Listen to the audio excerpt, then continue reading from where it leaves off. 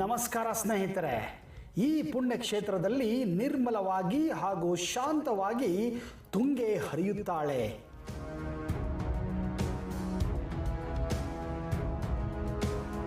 ಇಲ್ಲಿನ ನೀರಿನ ನದಿಯಲ್ಲಿ ನಿರ್ಭಯವಾಗಿ ಮೀನುಗಳು ಈಜಾಡುತ್ತವೆ.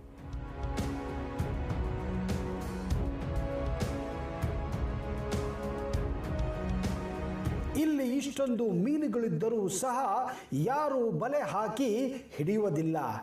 ಯಾಕಂದರೆ ಈ ಮೀನುಗಳು ಸಾಕ್ಷಾತ್ ಶಾರದಾ ದೇವಿಯ ಸ್ವರೂಪವಾಗಿವೆ.